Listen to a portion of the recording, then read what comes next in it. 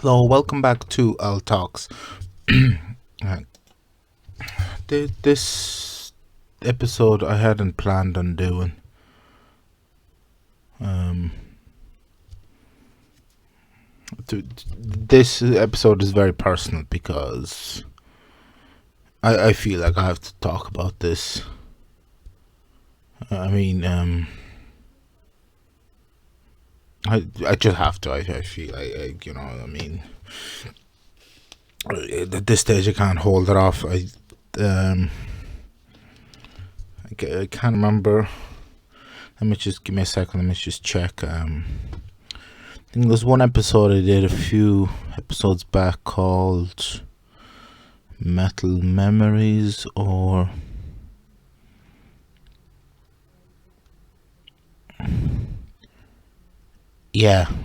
episode 12 was Gate Creeper and My Heavy Metal Memories. Now, on that episode, I didn't really.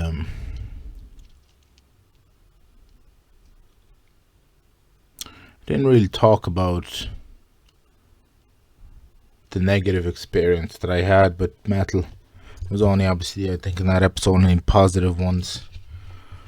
And so I'm gonna go into it now. Obviously, people will always pick on other people for being different. I mean, it happened to me in school because, even from before, I'm half Asian.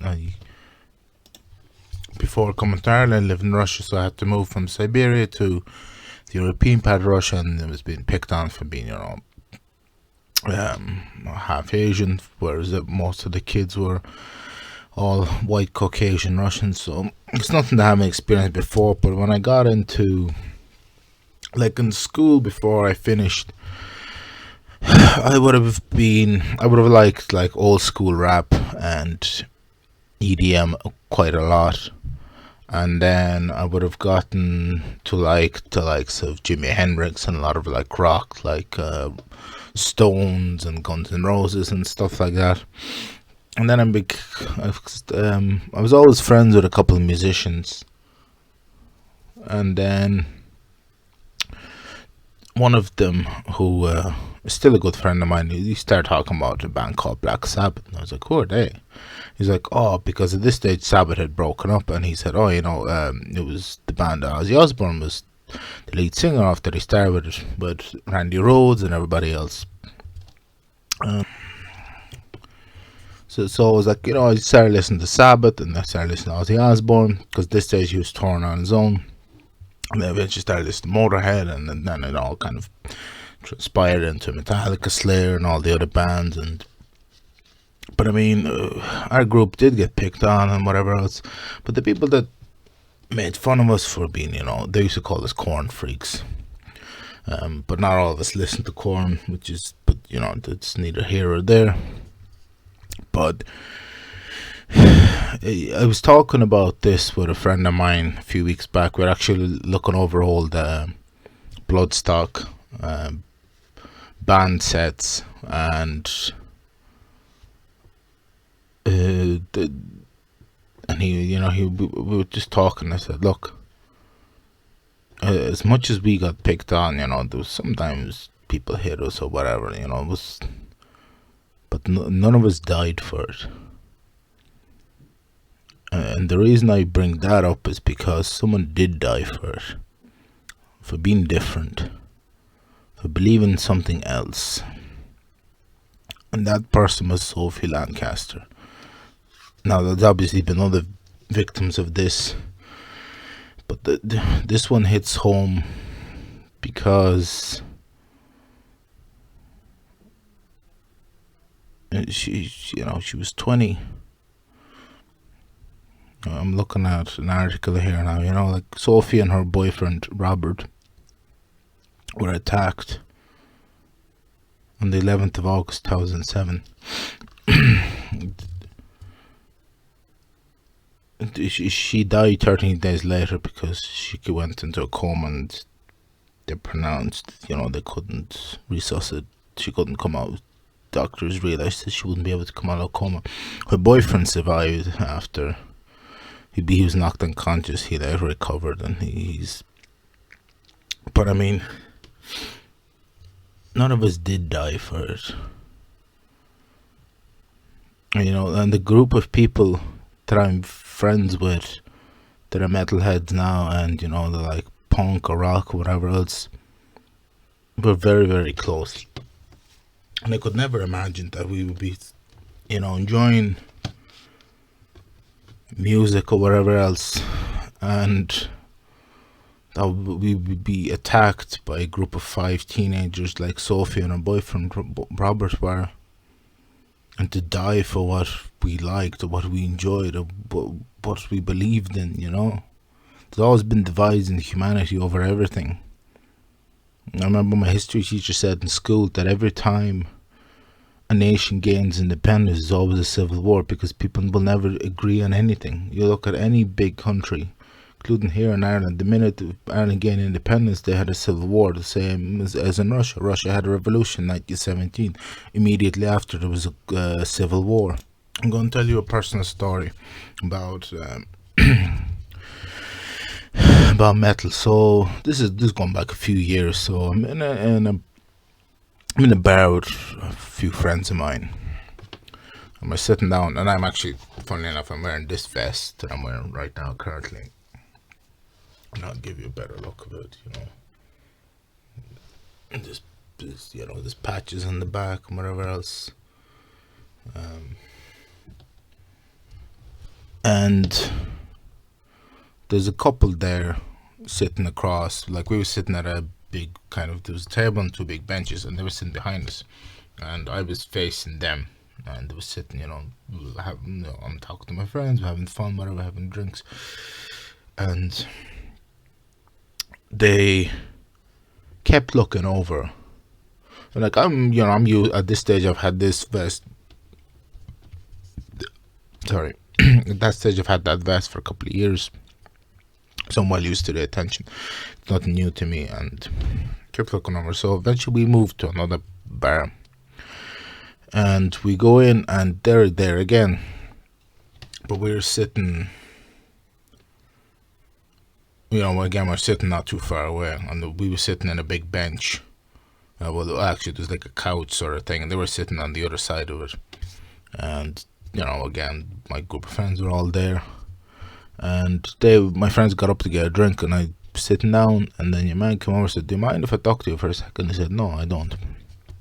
And he said he was so happy to see someone wear a vest with patches, and I asked him why. He said, because he said, "No, me and my wife are here on holidays." And said, "I'm originally from Brazil, and I used to be a punk."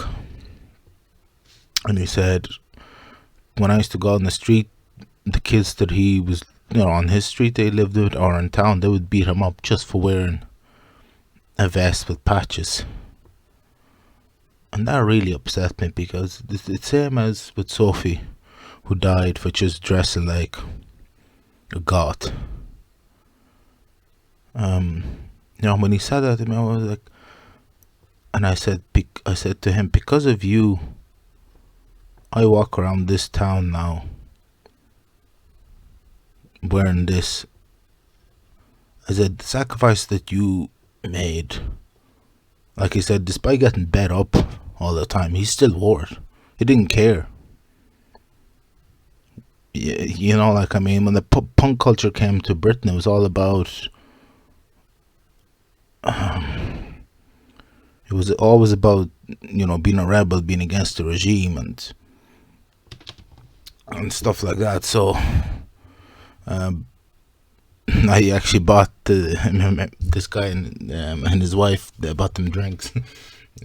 Well, I think what happened was I actually paid for theirs when they went to order, and because the man he went to pay, and he was like, and the bartender said, "No, that's already paid." And he's like, "Cool." And then he pointed at me, and the man was like, "Oh, thanks." But I said, because of you, I get to go around, and I get to, because the sacrifice you made, because you never gave up, and he was just so happy to see that somebody was, and I think we both made each other very happy about, So anyway, that's today's episode on that. thought I would bring it up. I'm gonna put Sophie's mother started a foundation called the Sophie Lancaster Foundation. I'm gonna put a link in the description for that. If you want to have a look at it, read her story in more details, because like I said, this is a difficult episode, one I didn't plan on doing, but I thought I'd give you kind of an insight. I will always enjoy metal. It's never. I'm gonna be 56 years old. I'll still be going to concerts. It's just who I am. Like, there's no other way to go around it. But I mean, I suppose that's all I'll mention for this episode. But good news for Ireland, not so much for me. A local, well, not a local club, but comedy club down in Wicklow called Hardy Har Comedy Club is doing an outdoor show, I think on the 24th, so soon enough. And it'd be cool. Yeah, so at the moment I think it's gonna be outdoor comedy. I think the government earlier was saying that they're not sure about having live events indoors yet, so people are obviously upset about that. A lot of my friends who are musicians or who work with with live entertainment, like people who set up stage riggers and all that, gaffers, and I have a lot of friends who that's their job, setting up tents or stages during festivals and stuff like that. So to take that job away from them and make them sit at home while the rest of the country opens up, obviously it's a huge shame, considering a lot of, like, I mean, in Northern Ireland there was a 10,000 person people concert the other day. 30 minutes down the border, you can't have this sort of stuff. So but yeah, actually, funny enough, Damon Burke is gonna be one of the comedians performing at the Hardy Har, and Damon Burke was the MC for my last ever comedy set on the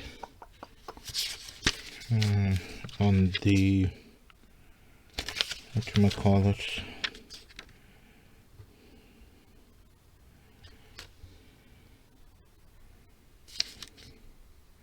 27th of February 2020. So yeah, be I don't know, like I mean, I'm not sure when it'll happen for me. I got to go back to stand up. In the meantime, I have big plans. Like I was saying, if you watch my lives, hopefully in the future we'll do we'll get more of the people who live, my friends who live locally, get them involved in some stuff, do some projects together, see how it comes about, and start the vlog series back up. I want to do maybe a short video about Joey Diaz did a really good podcast today. It's the first time, Joey, obviously, like, I enjoy his podcast. It makes me laugh the odd time, but this time he went on one of his famous, this will become one of his famous rants, I think, in the future. But it was just brilliant. I was coming into work this morning, I was listening to it, and I was I was giggling like a school child. It was brilliant content. So it was great to hear him, coming back to his original self. It was this morning. That was highly entertaining for me. But I'm kind of running over my 10 minutes here, nearly up on 14 minutes here. So I'll wrap it up.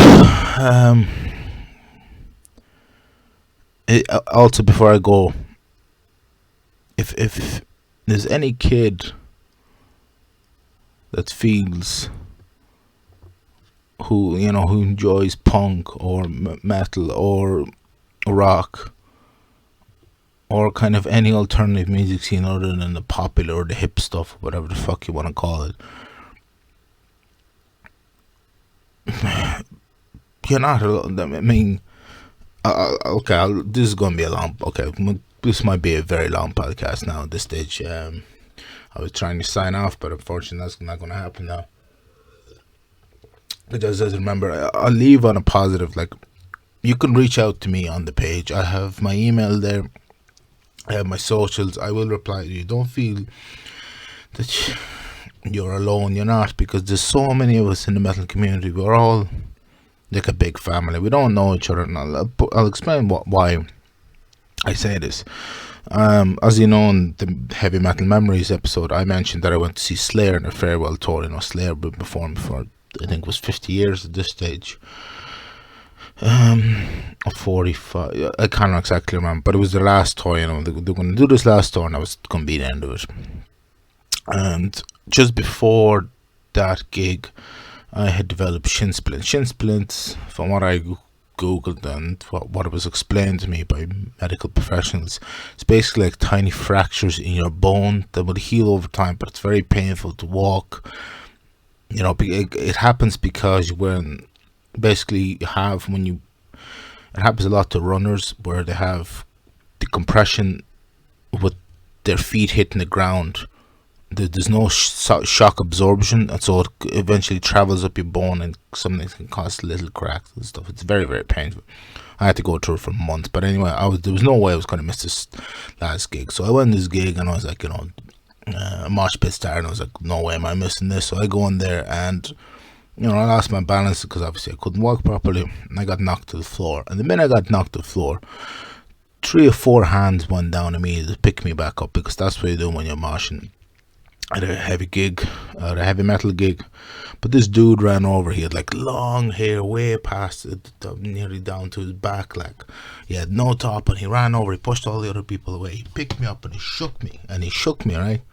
Well, he grabbed me both, like, by the shoulders. After he picked me up, he shook me and went, "Hell yeah, brother," and pushed me right back into the mosh pit. That sort of stuff always happened. But it was just that memory. I didn't know him, he didn't know me, but he didn't care, because at that stage we were like family. It was like long lost friends. And over the years going up to Dublin to see gigs, I've become friends with some of the people, because I see them at all the gigs all the time. I've become friends with them at this stage, because most of the time I was bumping into each other at gigs. Be like, "Oh, I remember seeing you at this gig or this gig." So became friends, because later on, we would all end up in a metal bar called Fibber McGee's. It's very famous, and I've met multiple, like Rob Flynn and Machine Head came there after their last gig that they played in Ireland. So it was 100%. It was great to see that, really was. So yeah, that's just if you're a school kid and you reach out, like there is help. You can message myself, or you can join a metal group, and there's one called Ireland Metalheads that I'm part of. Join them. We're hoping to reach 15,000 members before our second birthday. So I joined that group and there was only 500 people in there. Now there's nearly 15,000. So I'll put a link in the description anyway to the Sophie Lancaster Foundation if you want to read up about that, and the Irish Mental Health Group, and my own socials are always there. Like, reach out to me or to any of those groups, and 100%, like I said, you're not alone. We are one big metal family. That's where I'm going to leave it today. A bit of a long one, bit of a personal one, but I thought I'd share it, because I think the world needs to know this. But anyway, so that's that. Thanks for listening, and see you all next week.